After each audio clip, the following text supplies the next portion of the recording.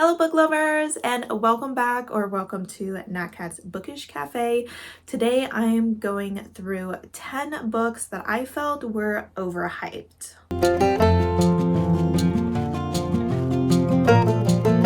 Alright guys, you guys are probably familiar with these kind of videos where people either discuss books they feel are being overhyped or books that are worth the hype or even books that are not receiving as much hype as they should be. And I'm hoping to go through all three of these over the course of the next few months. Whenever I can schedule it in. This is the one I'm starting with. I figured it's October. What's scarier than someone possibly talking crap about a book you love? That being said, this video usually needs to be prefaced with me saying, obviously, these are my opinions. All the books on here, I would say none of them I disliked because I felt that they were problematic. So if you like the books, then that's okay, obviously. I understand that if you're upset, if I don't like these books, because I get upset when people don't love some of my favorites kind of situation. I fully understand, but these are my opinions. They just didn't work for me kind of situation, and I'm gonna talk through it just a little bit. Now, some of these books are more hyped than others. I have to admit that I don't read a ton of hyped books, especially in the moment of hype, I guess you could say.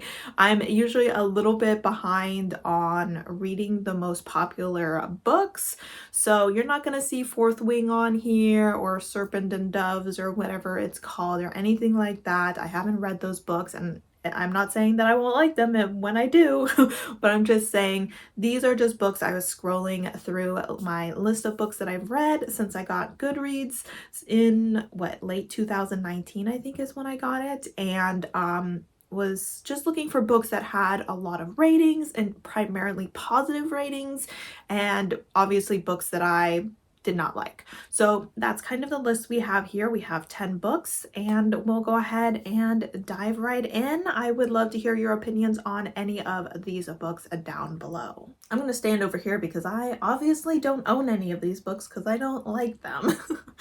So the first one we have is probably the book that I dislike the most. This book is the reason behind this post for me, to be honest, and that is The Cruel Prince by Holly Black. This is a book I read probably a couple years ago. It was a book I was incredibly excited for. When I tell you how excited I was for this series, I did wait for it to be fully published because I fully expected to binge read it. Luckily, I did not buy the entire series. I am kind of the person who reads a book in a series, then buys the next one, then reads it, then buys the next one kind of situation, just in case I lose interest so I don't waste money on books. But I did buy the special edition hardback from Barnes & Noble for the first book. Like, I never buy special editions. In fact, the Song of Achilles book is the only special edition I have, and that was a gift. I didn't even buy it. So that will tell you how excited I was about this book. And I DNF'd it. Now, I will say that I gave this book a big chance. I think I got like almost to the end, like 260 something pages, I think was around where I quit. If you've read this book, then I quit when a lot of people were dying. So you know what event I'm talking about. A lot of people were being killed, they were dying, and I was like, yeah, we're gonna go ahead and leave now. So this is a book that follows Jude, and when she was younger, she and her sisters watched her half-sister's father slaughter their parents. So she has like a twin sister and then a sister that is at least half fae, or maybe full fae. I can't remember if Jude's mom is a human or not. But her mother had run away from her oldest daughter's father, and he finds them along with Jude, her twin sister, and their human father, and kills their parents like right in front of them. So like instant trauma kind of situation, and they're brought back to the Fae world, and the Fae don't like humans. Jude very much wants to prove herself to the Fae, which personally, as someone who doesn't want to waste her time proving myself to people that don't like me for, well, kind of I don't know if you would consider it speciesist reasons, just not liking her because she was human and seen as a, you know, inferior being. I can't relate to her cause kind of situation. But anyway, she is trying to prove that she is as good as the Fays by working really hard in school, and she is also given the opportunity to become like trained to be a spy so that she can kind of figure out this threat to the royal family. Why the royal family came to her, a human teenager, to figure out who's threatening them, I'm not sure, but they did. And she starts to train to become a spy and try and figure that out. One of my biggest problems with this book was the writing, and it's because Holly Black is a tell and not a show kind of author. So when Jude says that she's just such a great person and she's just overachieving at everything and that she's amazing at everything, and then the author proceeds to like never show you why, I don't believe her, especially considering that part where like everyone's dying that I was talking about was kind of her fault. Like she failed. Like she's the biggest failure of a spy that I have ever come across in my entire life. I was actually, my jaw was on the floor. I was like, what? How did the author make her character so bad at what she's been telling us she's so good at all this time? So that was a really weird situation. And I would also say that between her parents being slaughtered and all these other people being slaughtered, not much happens. So in those 260 pages, there's no plot to this book. And so it's not plot driven. And it's definitely not character driven because the majority of the characters are irrelevant. Like sometimes even Jude is irrelevant. Like none of these characters seem to be really playing a solid part in the story. It's just like everyone is a background character, and it just made the story seem so surface level. There was barely any world building. There was no plot, no characters that you could sink your teeth into. And Jude was honestly kind of dumb. And I was like, you're telling me that she's this incredible person, that she's just great at everything, and she can't do anything. Like she keeps failing. Like even her twin sister went behind her back and like two-timed her. I'm like, she can't even handle her twin sister. So how the hell is she supposed to be some sort of spy that prevents political uprisings kind of situation? So it was just a very nonsensical book that really had nothing going for it. So this is like, this book fills me with so much rage. Like I would go John Wick on this book. This book killed my puppy. I don't understand why people like it because I really feel like this book has nothing. Like this book is nothing. Like if you held it in your hands, it would just disintegrate. So yes, that is the book I hate the most out of any book I've ever read. That was not a problematic book. I don't think this book was like and well, it had some problematic aspects to it. It was a little sexual assault kind of situation going in there that was a little uncomfy to read about, but otherwise it wasn't like overly problematic or anything. It was just straight up bad. So yeah, that's probably the book I'm gonna rant the longest about. Hopefully all the other books we will get through a little bit quicker now that I've gotten that off my chest. All right, so the next book that I'm going to be talking about is Tender is the Flesh. And I can like not remember this author's name, so I need to like read it off of the computer. Augustina Bastarrica is the author of this. I would consider it a novella. And this is a book you've probably heard people talking about quite a bit, especially when it comes to like horror recommendations. This is a book that I heard a lot of positive things about before I read it, and then I feel like after I read it, I started hearing more negative reviews for it as well. So there's definitely a divide on whether or not this book is any good.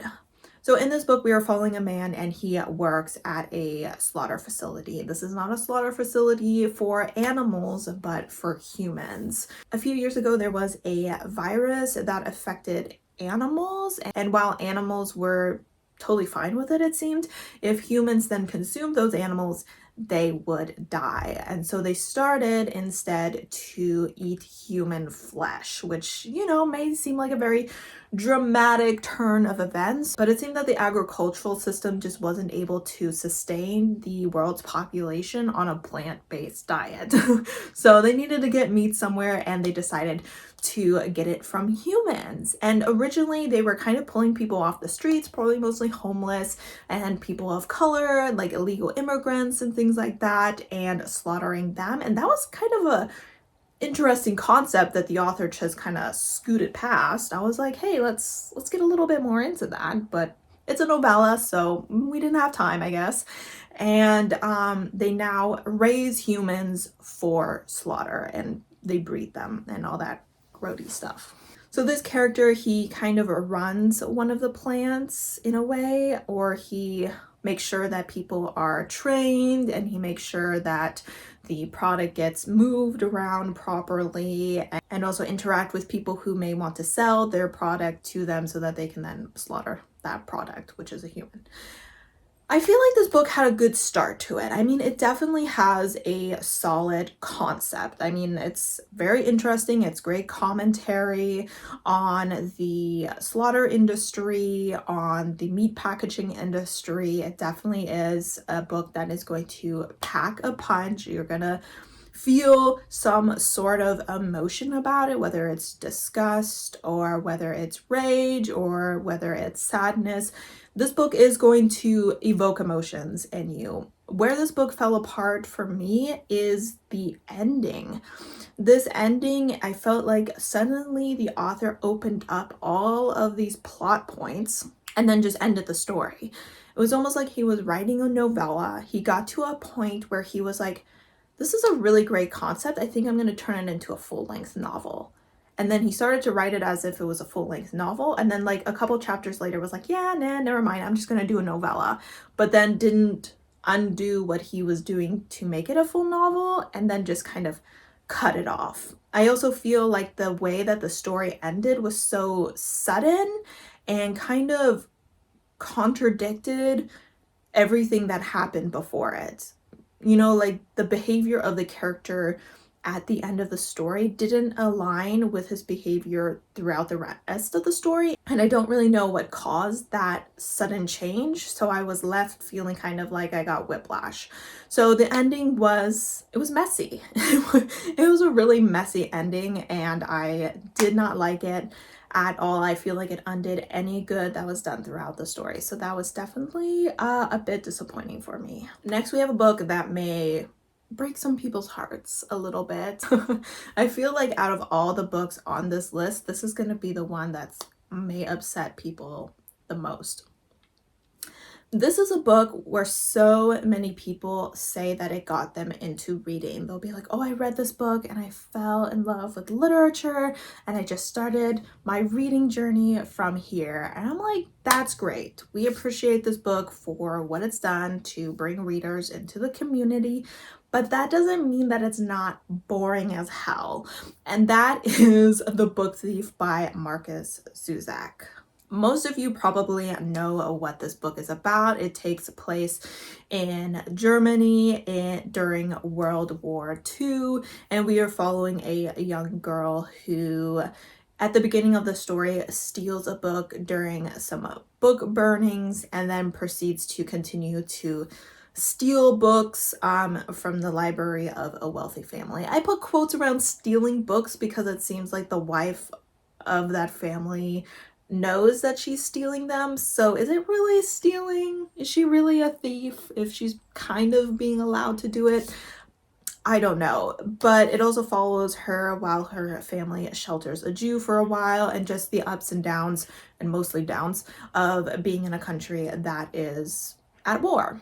I haven't read too many World War II books. I know that there's a ton of them out there, and I've read a few and I've watched some movies, and I think that it's a topic that I'm just a little tired of kind of situation. It's something that I think has been overdone. I understand that World War II is an incredibly terrible yet interesting time in history to write about, but it's just not a time in history that I'm overly interested in. Obviously, I, to a degree, have a bit of interest in it, mostly because I feel that it is my job as someone who is half German to know that history and to know the crappy things that the country I come from did. But at the same time, I'm not a big historical fiction person, and this isn't a time period that interests me the most. So starting off with that, the book's not off to a good start.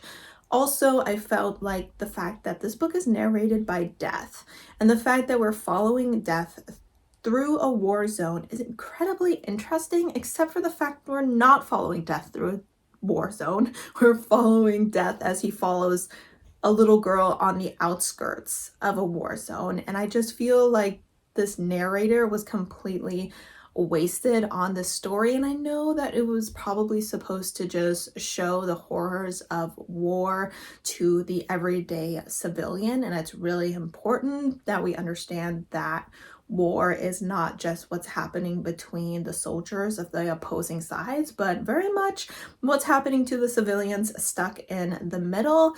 But I did feel like this book was just too long and slow paced and long-winded. And by the time I finished this audiobook, I was done. I was exhausted, and I don't mean like emotionally drained, like this book emotionally damaged me or anything. I was just so tired of being bored all the time that I was just done. So yeah, I will say I have a funny story to go with this book. And that is, I actually originally started to read this book probably around middle school, and I took it with me on a trip to Germany. And I was reading it at the Schwimmbad, which is like an outdoor swimming pool, and I was getting bored from the story. So even past Natalie didn't enjoy the story. So I put it down, went to go do some swimming, and when I came back, it was gone. Someone had stolen it. And I couldn't even be mad because one, I wasn't enjoying the book, and two, if you come across a book called The Book Thief and you don't steal it, what are you even doing with your life? That is a missed opportunity. You have to take that book. It's practically a law. So I was just like, dang it, I guess I can't finish this book. And then years later, once I started getting Libby, I figured I'd try the audiobook, and unfortunately it allowed me to finish the book, but it was still definitely a slug. Book number 4 is a classic. This is a book that I feel like quite a lot of people really enjoy. I myself am not a big classics girly, and maybe I just needed to read this book with a fine-tooth comb, and I just didn't, and so I missed too much of the story to make it interesting. And that book is Dracula by Bram Stoker. This is also a book that I listened to via audiobook, and honestly, if I hadn't listened to it via audiobook, I would not have finished this book. It was very long, it was very dull, and I feel like for some reason my brain just refused to absorb any of the information that was happening in this book or being provided through this book. I was reading a nonfiction book that was kind of summarizing Dracula, and it mentioned that when Dracula originally heads over to England or wherever he's heading, that he turns all of the sailors on his boat into vampires. And I was like, I didn't know that. Like, I read this entire book and I never knew that he made a bunch of vampires. Like, do they then go and kill other vampires after they kill Dracula? So it was just like, my brain literally was just like, this information is not worth absorbing. It's not worth remembering. It was such a slow book. Like, it seemed like you're hunting a vampire. Like, there should be some sort of excitement here, but like at no point, even during like the climactic battle, did I feel any sort of intensity. I also feel like this is considered an old horror story. Not scary at all to me personally. So I think this book might just have had a few things working against it. I think that the pacing was just too slow and drawn out. Once again, it is a classic, and when it comes to the way people were writing back in the day, my brain just can't grasp their meanings as much, especially if I'm listening to an audiobook and I'm not reading it in like an academic setting where I'm like, yes, let me carefully read this paragraph and see exactly what the author is trying to say. So Dracula personally wasn't for me.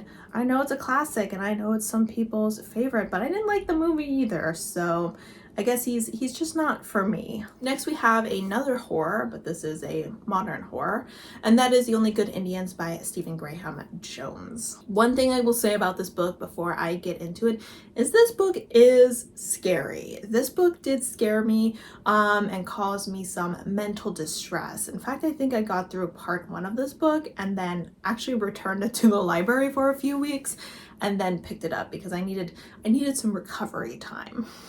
So in this book, we are following a group of, I think it's 4 or 5 friends. I don't remember how many they are. They are Indigenous men and they go hunting on grounds that I think only elders are allowed to hunt on, or maybe they were hunting out of season, and they kill some elk, including an elk who is pregnant, obviously causing the death of her calf. I don't know if elk's children are called cats. Anyway, this mother comes back to haunt those men and kill them off one by one. Pretty scary concept. It does have a slight nature horror aspect to it, which I always enjoy, and animal horror is also something that gets to me, especially human-esque bodies with elk-like heads are disturbing to me personally.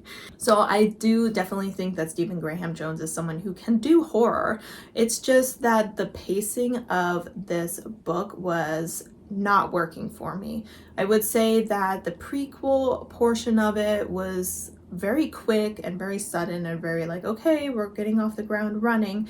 Then the first half follows the man who was actually responsible for killing the elk and her child. And I thought his part was the best part. It was still a little boring at times and dragged a little, but I do think that was the part that had the best horror aspect to it. Then we got to the second half, and that was straight up boring me out of my mind. I don't really remember what was happening in the second half because I feel like there really wasn't much happening. There was also a ton of basketball references, and when I tell you I don't care about basketball, not a little, not even a little bit. Sometimes I feel like one of the reasons I don't pick up sports romances is because I don't care about sports at all. So that was a big struggle for me to get through. The pacing was just going way too slow. I will say the ending I really did enjoy. So out of all the books on this list, I would definitely say that this one, I can see why it is hyped for sure. A lot of people talk about it, but for me personally, there was just too many boring plot points and the pacing was just a little bit sluggish at times. Up next, we have The Spanish Love Deception by Elena Armas, and this is a contemporary romance novel that was apparently inspired by The Hating Game by Lucy somebody, or was the character's name Lucy? I can't remember. But I DNF'd The Hating Game, and if I had known that this book was inspired by it, I would have never picked it up. This is a book where I semi-DNF'd it. It was kind of a situation where I read maybe the first 300 or so pages and then skimmed the last 100 pages. This book was so long. It was over 400 pages. It was ridiculous how the story was going on and on and on and on, and it just wouldn't end. In this book, we are following a woman, I don't remember anybody's names, but she moved to America to become like a engineering consultant or some sort of, you know, powerful job where women are not very common in that position kind of situation. And one of the reasons she left her home country of Spain was because she had a bad breakup kind of situation and she fled the country, which I always feel like that's slightly overreacting, but I've never really dated, so I've never had an ugly breakup, so I don't know how it feels. Maybe sometimes you feel like you just have to flee the country. Anyway, she is invited to her sister's wedding, obviously, and she finds out that her ex is going to be there with his new fiance, and she kind of told her family that she had a boyfriend here in America, and they're like, you better bring him because your ex is going to be there with his fiance. And she's like, yeah, obviously I'll bring him. But she doesn't have a boyfriend. And so her work nemesis kind of offers to go with her, and she eventually, after like 200 pages of the book, reluctantly agrees to let him go to Spain with her. So, as I just mentioned, it took like 200 pages for them to get to Spain. Like, if you're hoping for a romance set in Spain, this is not it. So the majority of the book is set in New York. So if you like a New York setting, go ahead and check this out. But that's not at all what I wanted from this book, especially the cover and the title were giving off completely different vibes. I felt that the main character was very immature in the first chapter when the man approaches her to offer to take on the position of fake boyfriend. She like literally pretends not to hear him. Like, she goes, oh, did you guys hear something? And I was like, oh, like, are you a child? It was so ridiculous. She was so annoying throughout this entire book. And the man, I literally have nothing to say about him. I don't have a single thing to say about this man. So I'm not going to say anything about him because he's nothing special. There's nothing crazy about him. He was probably tall and handsome and, I don't know, in love with her from the first day. So he told his boss that he couldn't work with her because she's just too beautiful and distracting. And then she heard that and says, he doesn't want to work with me because he doesn't believe women should be in this position. That's kind of like what happens. So I had to skim the last 100 or so pages of this book because it was just dragging. It was just dragging on way too long. This book could have been cut by 100 pages easily. I have to admit, I started skimming it at the sex scene. I mean, I love me a good sex scene, but this was the most awkward, cringeworthy sex scene I've ever read in my life. And I was like, no, I don't want to be exposed to such cringeness. So I started skimming, and then there was just a lot of things, and I know I was skimming, so I can't judge the end of the book too much, but the third act breakup was one of those situations where a man that literally nobody likes and always talks crap about everything and everyone tells her that he doesn't think that their relationship is good kind of situation, and so she breaks up with her boyfriend because of this guy that's always talking crap. And I'm like, why would you do that? Like, imagine someone whose opinion is completely irrelevant tells you that he doesn't like your relationship that you just fought really hard to get, and then you actually break up with your boyfriend. No, that let's have a spine here, people, okay? Let's be a little stronger willed. So that was very disappointing. Hated that book. But if you didn't like the hating game, make sure you don't check out this. If you didn't like this, make sure you don't check out the hating game. That was my mistake. Next we have Homegoing by Yagazi. And this is a book that follows, I guess you would consider it a family saga kind of situation, where we start off with two half-sisters on the continent of Africa during the time where the British were coming in and being crappy human beings and enslaving people. One of the half-sisters is married off to a white man who works in the slave trade, while the other half-sister is captured and enslaved and brought across the Atlantic to be a slave on a plantation. I don't think these two sisters really knew that the other one existed or had ever interacted or anything, but from there we follow their children and their children and their children and their children until like modern days. An excellent concept. Really, it is. That's one of the reasons I picked up the book. I was like, oh, that sounds really great.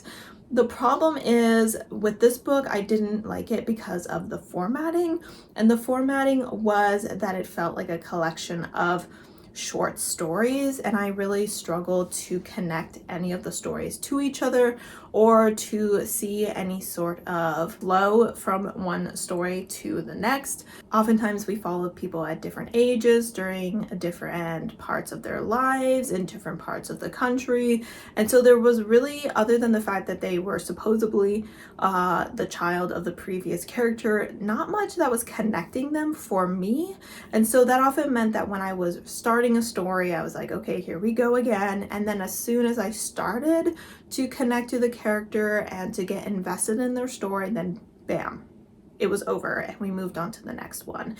Because this is not a super long book and we go through quite a few generations. So I never felt like I could fully connect to any of the characters or really start investing in their lives, in their problems, in their wishes, hopes, dreams, anything like that. And so I felt very meh about this whole story. I know that this is a relatively well-beloved book and I can definitely see why, but I do think that you have to be someone who enjoys short stories more than I do. Book number 8 is Heart of the Fae by Emma Hamm. So I would say that this book seems more popular when it comes to the romantasy kind of group, and I also kind of like the indie published romantasy group, because I do believe that this is a self-published. I remember that I heard excellent things from Frolic Through Fiction, which is how I discovered this book, and it's kind of a fae story, which I think for me is not something that usually works out that well. I haven't had much luck with fae. So in this book we are following a woman, and I believe she is, I don't think she's a midwife. I think she's some sort of doctor or whatnot, and she lives in a brothel. She herself is not a prostitute, but she does care for the women that are there, providing them with, you know, things against pregnancy and whatnot, and then also helps people around town. During this time, there is a plague that is going around that involves like beetles getting stuck under the skin, and eventually it is very difficult to remove them, and obviously the body starts to shut down due to the amount of beetles that are like eating you from the inside or whatever. So obviously a terrible situation, and she seeks help from the Fae to help her find a cure for this, and they direct her to an island where a Fae prince has been banished, and this is a romance between the two of them. I did technically read the first and second book in this series. I really wanted to give the second book a chance, and I will say the second book is better than the first. However, I just felt like there was not enough world building or plot in this book. We followed her as she kind of walked around, and it wasn't like a walking around so that you spoke to other people and got to learn things about them or about the prince or about the Fae world or anything. It just all felt like a very, I don't know if you would consider it like a cozy fantasy where everyone's like, everything's bad but also everything is like overly chill kind of situation. It just did not work for me. I also did not believe in the romance whatsoever by the first book. It was like all of a sudden they were sleeping together, and I was like, wait, how did we get here? Have they interacted yet?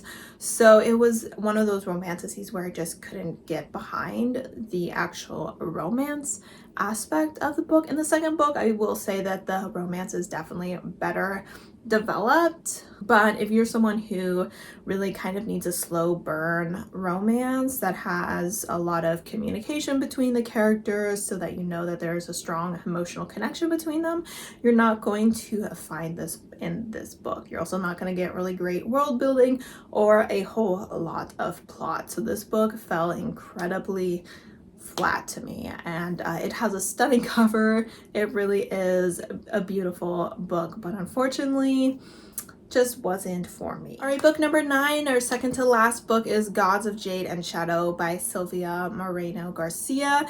I will say that I just like a couple days ago or the day before yesterday DNF'd Mexican Gothic. I was giving this author a second chance, And once again, she disappointed me. So I will say that this is definitely an author that is pretty hyped. A lot of people seem to really enjoy her work, and I am unfortunately not one of them. I'm going to be specifically talking about Gods of Jade and Shadow, since this is the first book that I read from her. In this book, we are following a young woman who lives with her family. However, her and our mother are treated very much like servants because her mother had gone and married someone that her family did not approve of. And after our character's father dies, they return to their family. And in order for their family to care for them, in exchange, they say that they have to like work for them and be practically servants. One day while she's cleaning the house, she opens a trunk and reawakens a god that had been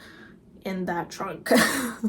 This is apparently the god of death, and he is looking to return to the underworld so that he can regain his throne. So the two of them set out on an adventure to do that. Now, one of the problems I had with this book is that I felt it was so surface level. This was such an intriguing concept, and what could be done with this book is quite a lot, and I just felt like it was too short and we didn't really explore the myth that this revolved around, and I just felt like we didn't really get settled in any of the settings that our characters found themselves in. And there were so many times where I felt like the character was like, oh my gosh, we are coming across this impossible task. There's no way we're going to be able to get out of this. We're going to have to give it our all. We're going to have to be really clever and strong. And then like a page later, they will have overcome the challenge. And I'm like, well, that was easy and a little anticlimactic. So I also felt like there was not enough time spent in the underworld. I mean, the way that you can describe that world is incredibly interesting and beautiful, and I would have liked to spend more time there. And also the ending was very sudden. It was like, hey, thanks for your help, bye. And the book is over. So, I mean, I think this might have been, I don't know if this was her debut novel, but I definitely think that the story needed a lot more depth. I think it needed to be longer and a lot more fleshed out. And for our final book, I would say that this is the only queer book on this list. I don't really think, I mean, some people might say Dracula leans a little bit queer, but I think other than that, this is like the only queer story on here. So let's go queer books. You are very good and did not make it on this list very much, except for this one, and that is Delilah Green Does Not Care by Ashley Herring Blake. And this is a contemporary romance. It is the first of a trilogy that I know a lot of people really enjoy. I decided not to continue with the trilogy. I originally was going to, but I ended up changing my mind, and I might go into that a little bit later. But in this book, we are following Delilah, and she lives in, I think, New York as a photographer, and she's not doing that great financially, which I'm sure is very common for photographers in a city like New York. Pretty much her mother had died and her father had remarried a woman with a daughter that she just never really connected to. She never connected to her stepmother. She's very much not like other girls. She's a tomboy, you know, kind of situation. And so she just felt like she wasn't what her stepmother wanted, and therefore her stepmother didn't feel like spending or wasting any time on her. So as soon as she could, she kind of fled the home and has not returned. I should mention that at some point her father had passed away as well, so she really feels like she doesn't have any family.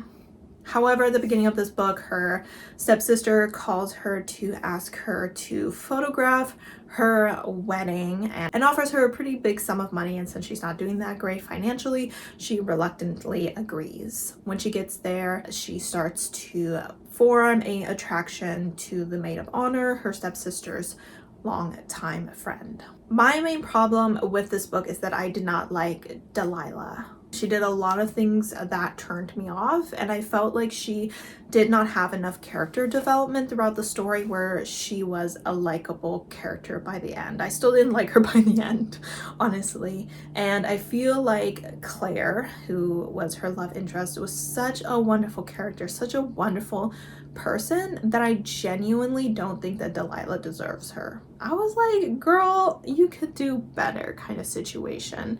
And it was very much that Theila is very immature and Claire is a single mother, and so I very much felt like Claire was looking for a mother figure more than a girlfriend, and it just did not work for me. Theila was also very much a woe is me kind of person, where she's the only one who's struggling, she's the only one who has problems that are worth complaining about. I remember her stepsister was telling her, you know, hey, Claire is going through a lot right now. She's a single mother. She never could go to college because she got pregnant as a teenager, and the father isn't really in the picture or anything. And Theila was like, no, that's not a real problem.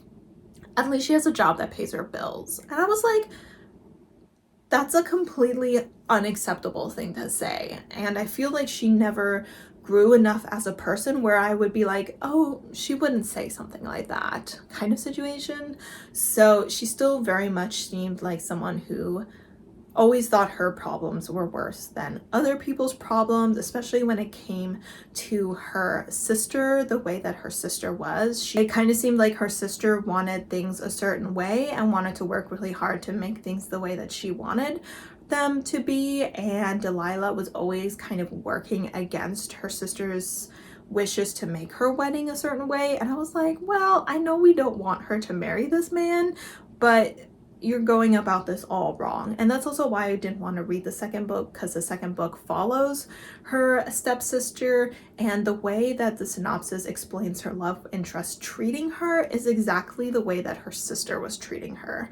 And I was like, well, I didn't like the way her sister was treating her, so I'm definitely not going to approve of a love interest that takes her hard work and just disregards it and just goes against all of her wishes. So we don't stand that kind of relationship at all. And I'm sure eventually it would have developed into something better, but I wasn't going through that. So all in all, I would say with Theila Green, it just really was that Theila did not deserve to have Claire as a partner. She was too immature. She was too self-absorbed. She was just someone who really struggled to put herself in other people's shoes and didn't have enough character growth in the end for her to really deserve the happy ending that she got. So that's the tea. All right, guys, so those are the 10 books that I personally did not like, despite the fact that I feel like a ton of people do. Like I said before, I would love to hear your opinion on any of these books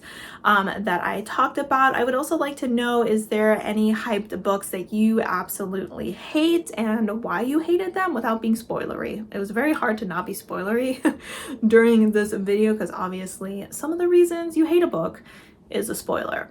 But yes, would love to know the hot scalding tea down below. As always, thank you so much for supporting my channel by watching my videos, and I hope to see you next time. Bye!